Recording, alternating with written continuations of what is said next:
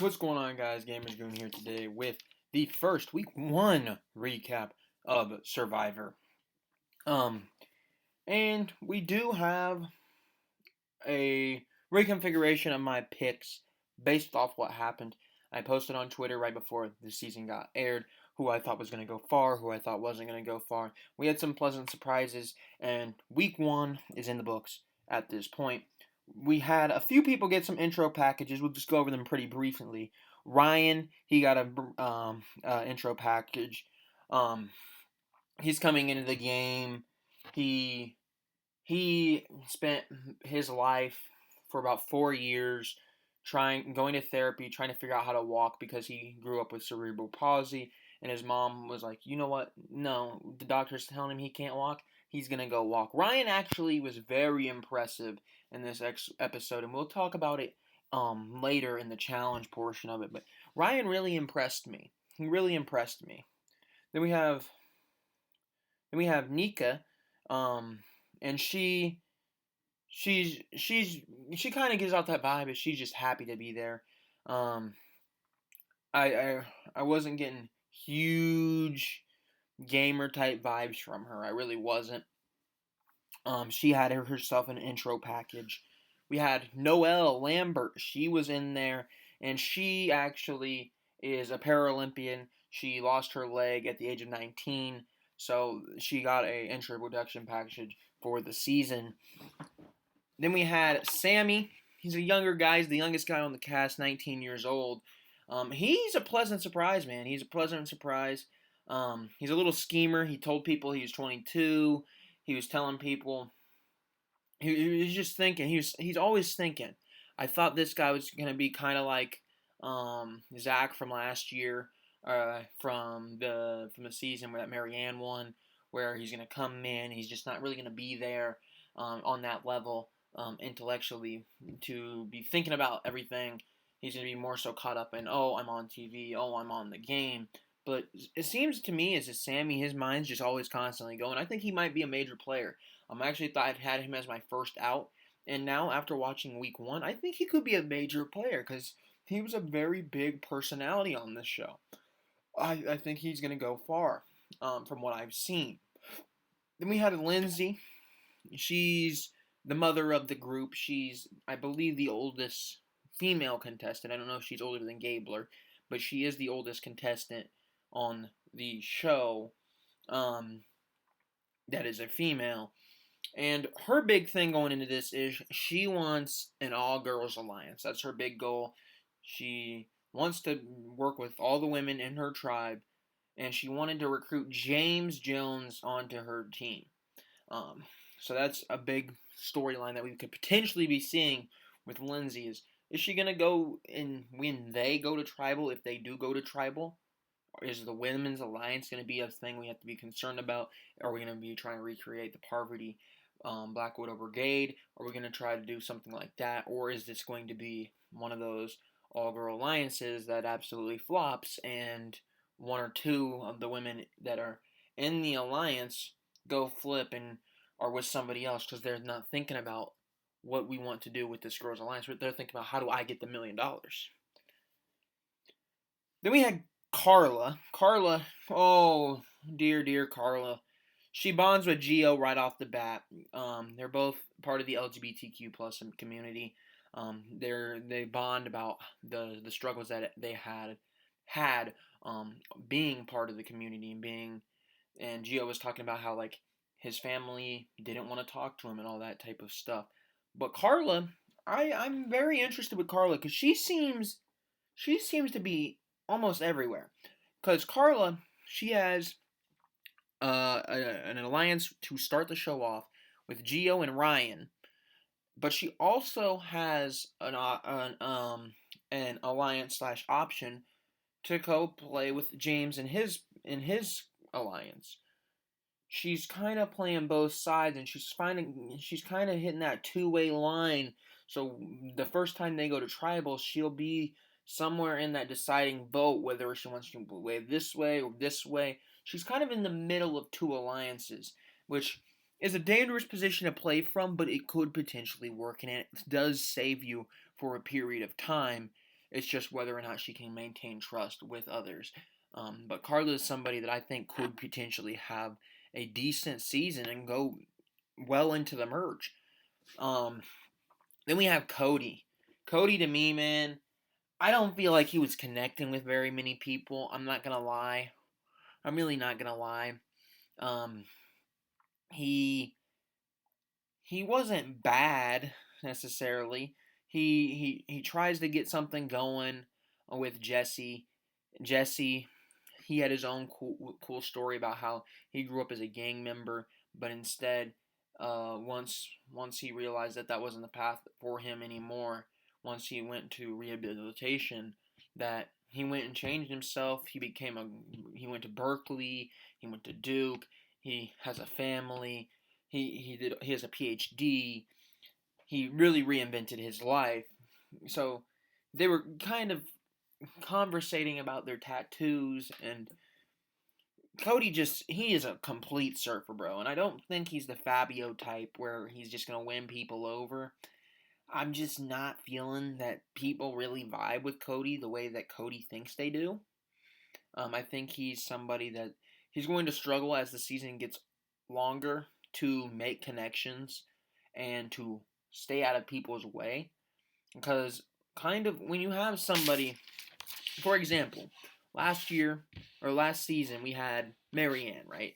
She came off pretty annoying to her tribe, but she knew when to bow her head down. She knew when to weasel her way out of certain situations because she would stop trying to be as much as what the crowd was perceiving her to be.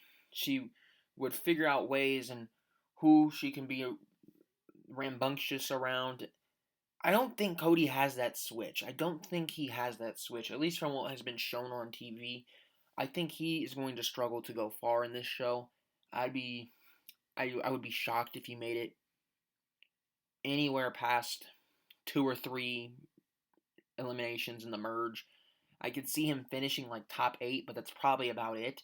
I don't think he goes far. I don't think people are gonna really just vibe with the whole surfer bro thing. I don't think they're gonna. I don't think that's really what this cast is. Then we get Cassidy. Cassidy, she comes in. I feel like she's pretty low key. She's pretty low key when it comes to the game. Nothing that stands really out, but she does have an introduction package. And we have Ellie. Ellie's somebody that I think I said she was going to be doing fairly well. Let me actually pull up my tweet. But I'm telling you, I think that Ellie is going to be a big time gamer.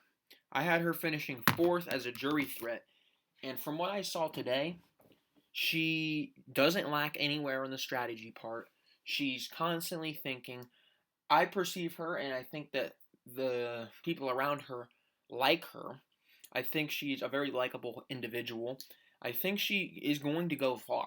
I really do think she's going to go far. I had her finishing at 4, right behind Justine Brennan. I think she could easily go higher than that.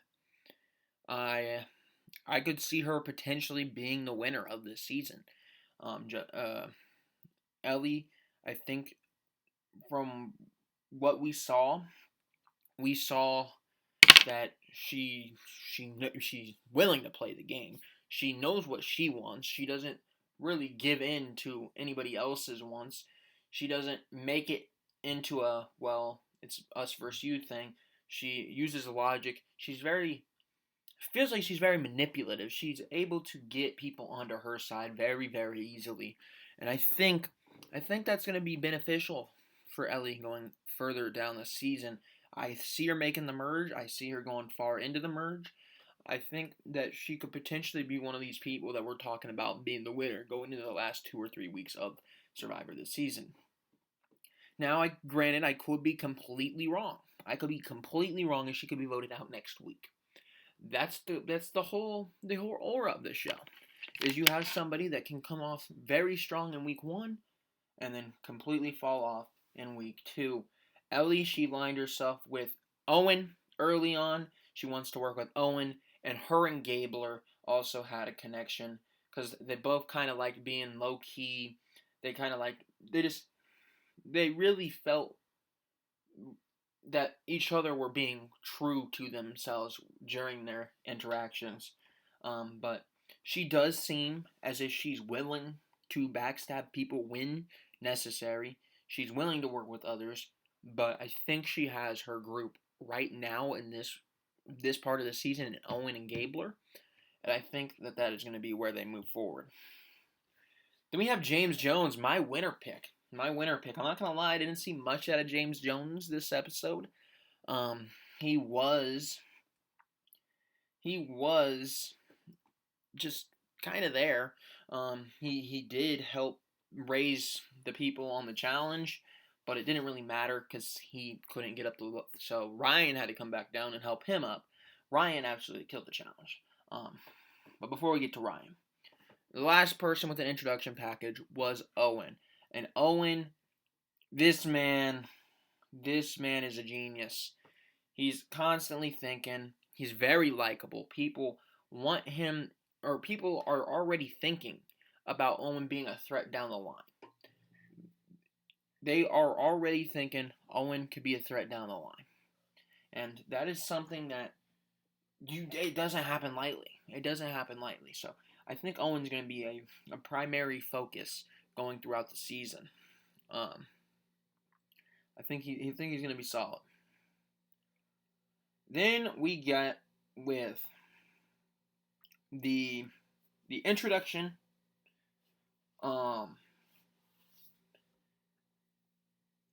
What do we do next? Oh, then we went into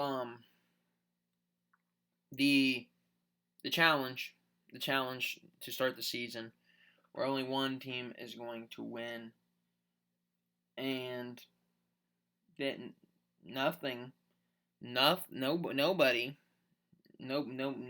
really had that great of a showing, to be honest.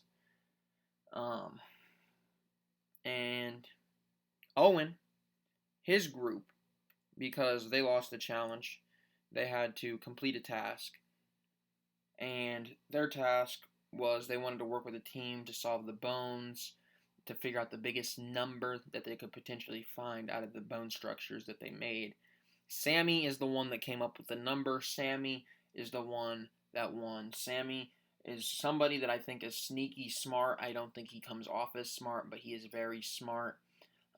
He stepped up in that challenge, and he was able to overcome. Then we get Gio and Ryan. Their group, they are digging, and they find it very quickly. They find the object very quickly, and they also end up being fine.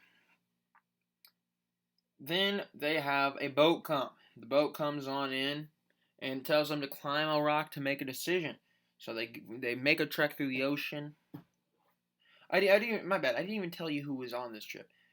The blue tribe, they go out and they send Carla. They do it the way they do it. Yellow, they send Gabler, and then red sends Dwight. But they meet each other. They're going through the water. They're getting to their location, and they approach an area where there's 3 bags with the numbers 1, 2, and 3. Each person makes a decision whether or not to risk their vote or to not risk their vote. If they risk their vote, if 2 people were to risk their vote, they pick out a bag 2. If 3 people risk their vote, they pick out a bag 3. If only 1 person does, they pick out a bag 1. And the odds are the same. So there's 1 advantage in bag 1. There's 1 advantage in bag 2, but there's 2 options in bag 2. There's 1 advantage in bag 3, but there's 3 options. So 2 people lose their votes. And Carla did not risk her vote, but Gabler and Dwight did risk their votes. Now, Dwight does not end up getting the reward, and Gabler does. Gabler gets an idol. So Gabler has an idol. That's something we need to learn or remember going down the season. It's only a 2-week idol, though, so he can use it next week, I believe. But he can't use it he maybe 2 councils, I guess, if they don't go to tribal. I don't know how that works. But Dwight, he comes back, he tells his story, he does his thing. The one problem, though, is Cody does not trust him. Cody says the story makes no sense. How is he already dry? This and that.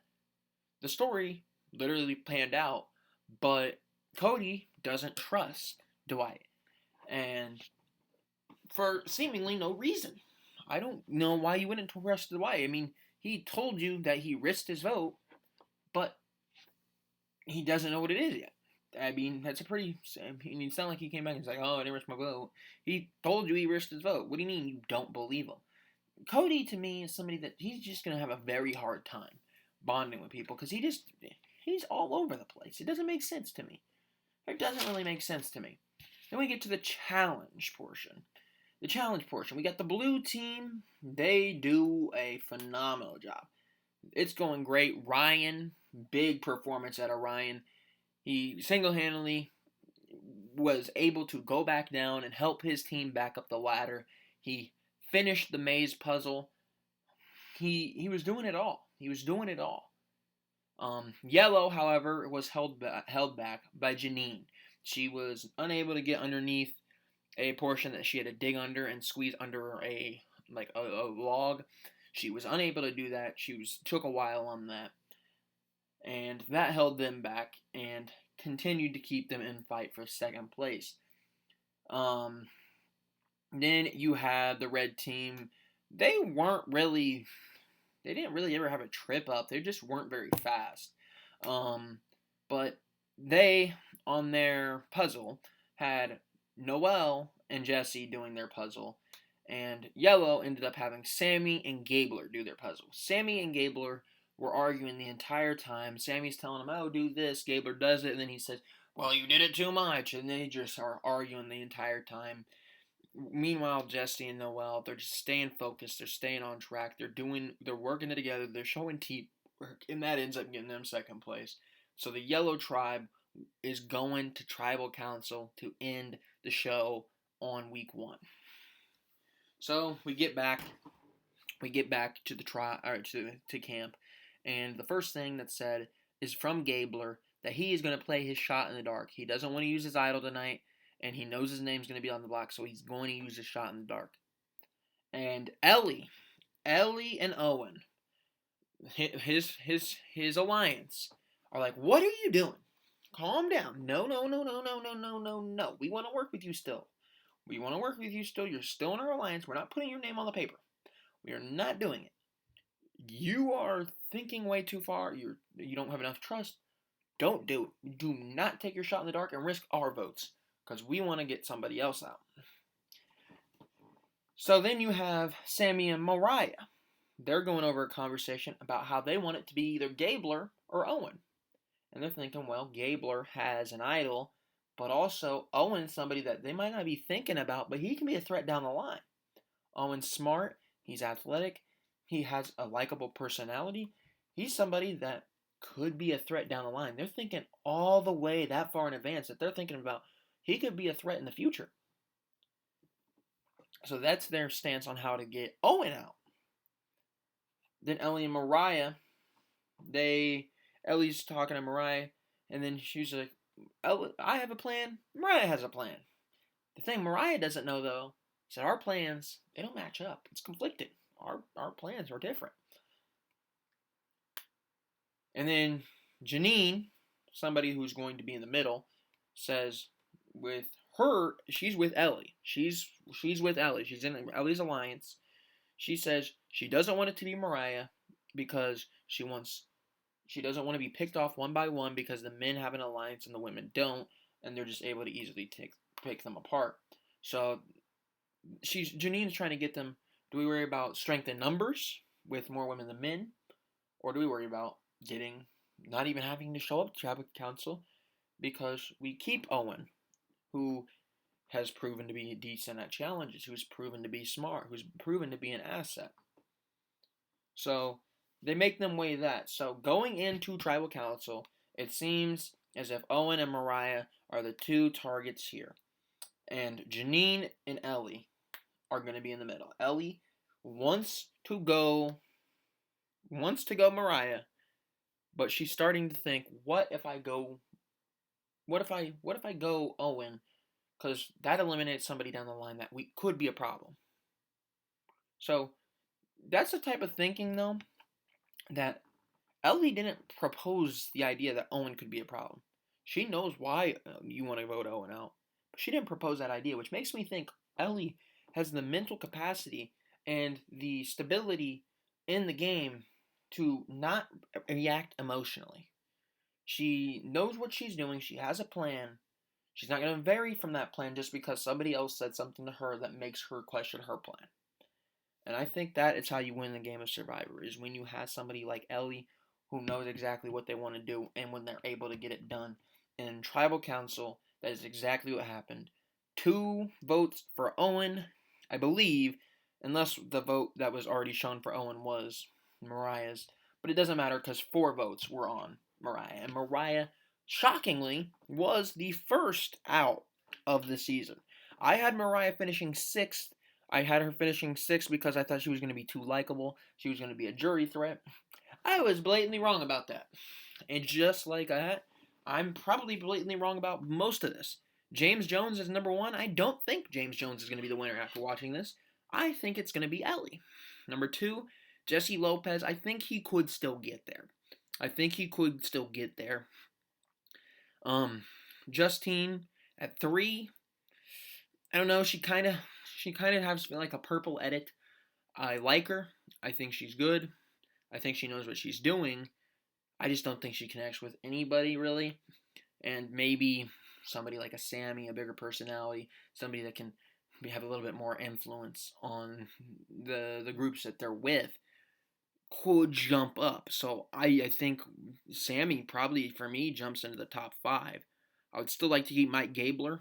I would like to keep Gabler in the top 5. I think he's a very Mike-esque player from last season. Mike who connects with everybody on every single level. I just want to throw this out there. Gabler essentially lost them the immunity tonight. Not a single vote was thrown Gabler's way. Gabler came in, emotionally reacting, and said he was going to use the shot in the dark. Said he told everybody about his idol. Nobody flushed the idol. Nobody did anything. I think Gabler has good people skills, and I think he's going to be fine. I don't think people are worried about Gabler because he puts in the work in the camp, so at least until the merge, he's safe. And I think once you get to the merge, maybe we see an immunity win or 2, and he gets into the top 5. And if he has the right relationship still available, he could go and be there at the end. So I still like Gabler in the top 5. We had Gio. Gio, I think he's going to be a guy that he's going to kind of waver around. That he's going to make a big move. I think he's kind of that. Because I think his downfall might be that he's going to either get paranoid or he's trying to play too hard, but he's not executing.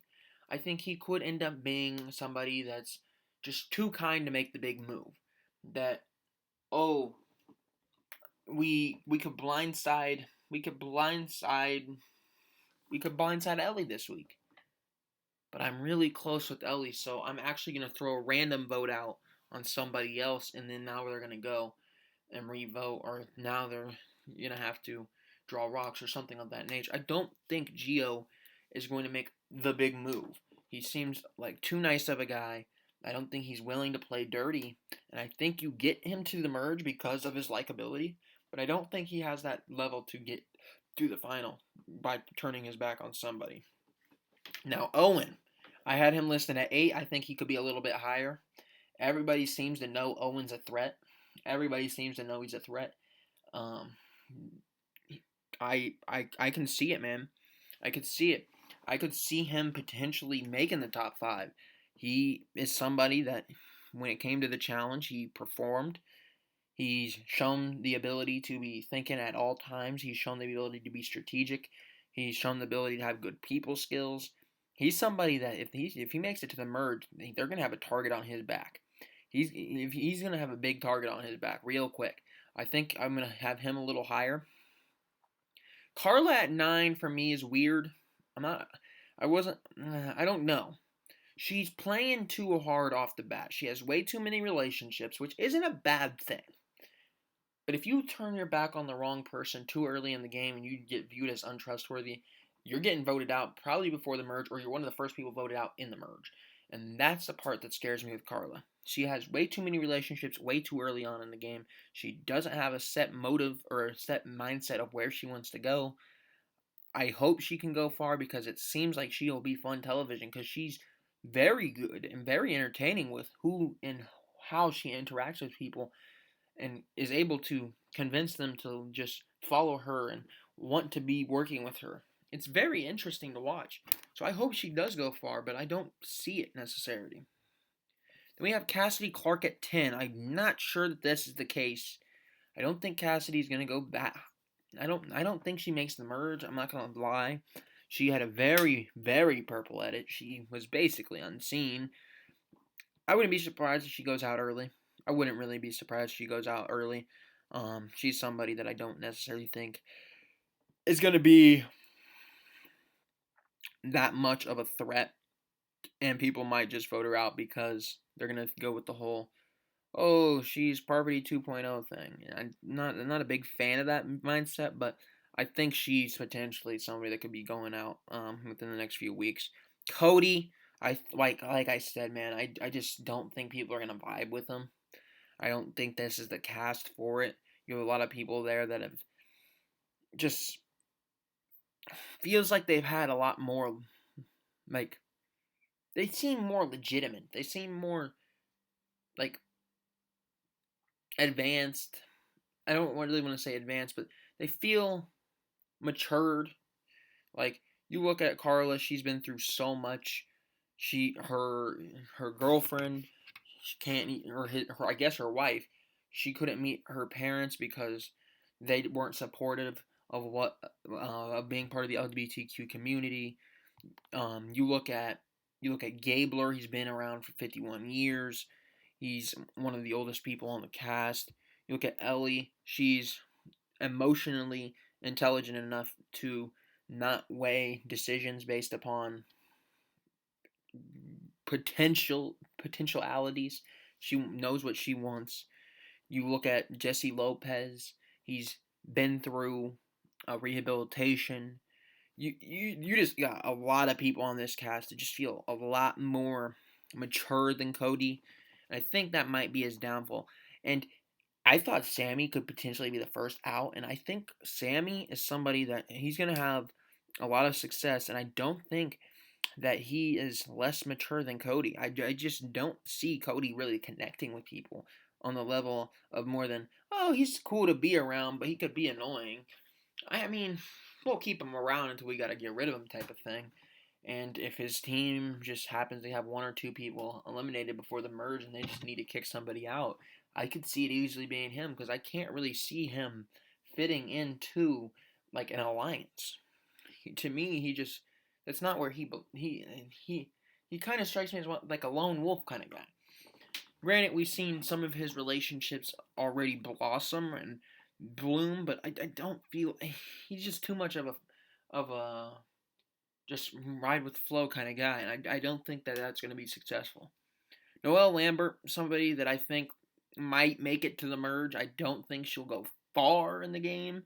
I'd be happy if she does. She has a great story, but I think you probably don't get her too far into the game. I haven't, at least that might also be because we didn't really get to see too much of any of the other tribes, but I think Noelle is somebody that potentially you're looking at that just doesn't connect with people. And that's nothing against her. It's just we haven't seen those connections on TV. Then we had Nika. She strikes me as somebody that might be like she might be able to sneak her way in there. What what was I forget the one I forget her name. Um, it was in season 41. The blonde older lady, like had the mom vibes. I feel like Nika kind of fits that a little bit better than Lindsay does. Um, she just has a very welcoming personality. She's somebody that I think potentially is just pretty related. Like she might try to play kind of hard, but I feel like she might potentially have like the ability to go a little bit of a way. She's kind of in the Cody group with Jesse. I mean, I don't think she gets eliminated super early. She's somebody that I think could make the merge, but she could also easily be voted off based upon ability to perform in a challenge or something like that. I think she has the ability to make it a little bit further. I don't necessarily think she's going to be a top 5 candidate, but I think we could see her make the merge. So I don't know if I believe in my 13th thing for her. Lindsay, I'm. A lot of people are saying that Lindsay's going to be the next big mom figure. I don't see it. I don't see it. I don't see those connections. I don't really see her acting like that. I don't really see her vibing with people like that. Her big thing is she's coming in the game trying to make the All Girls Alliance. She kind of feels like she's too much of a strategist, and we've seen it time and time again where if you're coming out the gate hot, you're coming out the gate with all these ideas of how you want to play the game right off the bat on the first 3 days, that people are going to start looking at you, and you don't want people to look at you too early on in the game. The best way for, I feel like, her to play would have been to sit back and just play the mom role, and then when she needed to make a big move after the merge, make the big move. But she's somebody I could see going. I have Janine. Going out at 15. And I think that could change. I think that definitely could change. Janine strikes me, at least after this episode, she's in the same group. She's in the same exact group as Ellie. And I think if Ellie, I don't think Janine is going to get far without Ellie, but I think if that alliance sticks, we could be talking about a final 5 of Janine and Ellie both being in it.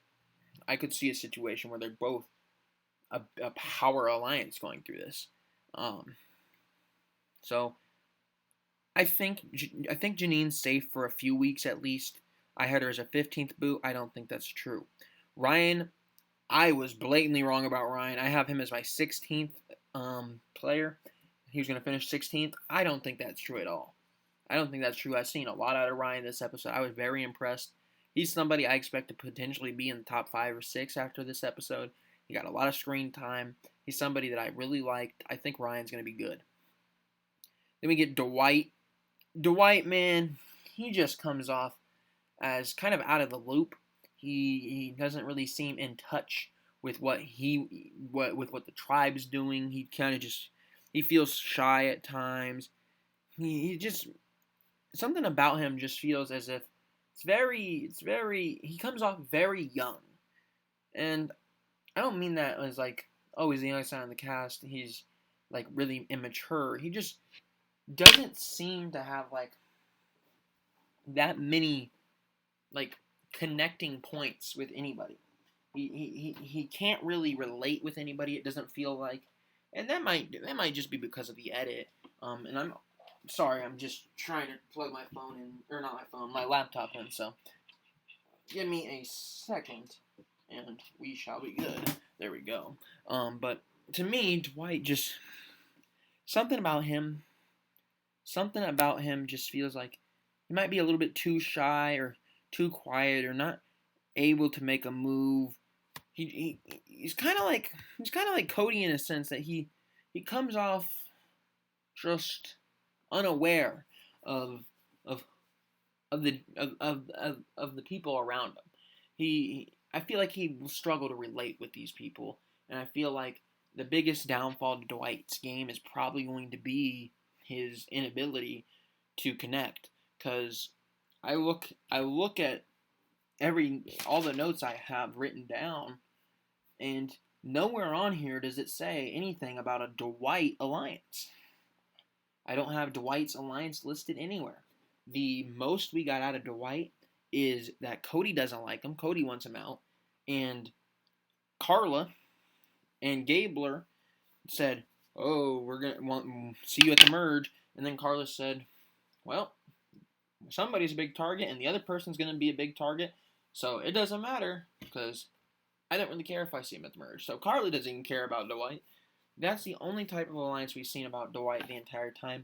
I think he's probably going to be out before the merge. if I were to guess. But like I said, at this point, this part of the season, after week 1, I going into it, I thought James Jones would be a big candidate to win. I didn't get that vibe from him. I really didn't. He might make the merge. I'm not convinced at this point. But somebody that I would be shocked if they didn't make the merge at this point is Ellie Gabler. Um, I'm surprised Mariah didn't make the merge. I'm really surprised. I think Sammy and Ryan will probably make the merge. Carla is going to be, I feel like, either in the merge or right before the merge. And then Owen's somebody that I think will definitely make the merge. But those are the people that I think are basically locks for the merge. Everybody else is just going to be picking and choosing who fits best into everybody's plans and what goes on going forth throughout the season. But anyways, thank you guys for watching. Let me know down below who you think had the best episode 1. Who you think is going to win this season. Do you think it's Ellie at this point? I think it's Ellie at this point. Would you still stick with James Jones? Maybe you think it's going to be Sammy. Maybe you think it's going to be Noelle Lambert. Maybe you think it's going to be Nika. Maybe you think it's going to be Carla. Maybe you think it's going to be Owen. Who knows? But let me know who you believe is going to win Survivor Season 43.